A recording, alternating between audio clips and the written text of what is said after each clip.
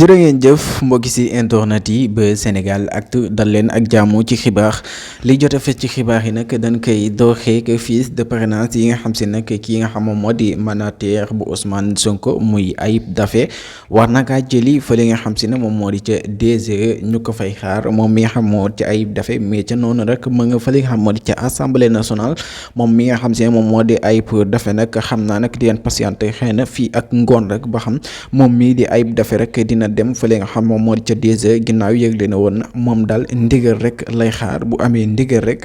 dina dem fële nga xam moom moo di ca direction générale bu DG muy Thiendella Fall pour rek mu jox ko li nga xam moo di ay fiches de parrainage ci noonu Ousmane Sonko sax ay député mën naan kaa woteel ndax Pastef am na lu tolloog li nga xam moom moo di 13 député 26 député yoo xamante ne si daal dina mën a voté nag dina mën a parrainer li nga xam moo di 2 candidats yu bokkul muy Ousmane Sonko ak keneen kon nag ginnaaw Bassirou Diomaye Faye sax mi na xam le ne moom déposé na li nga xam moo di caution fële nga xamante ne nag moom moo di fële ñi déposé li nga xam moo di caution jaa ngeen jëf leen gën a toppal xibaar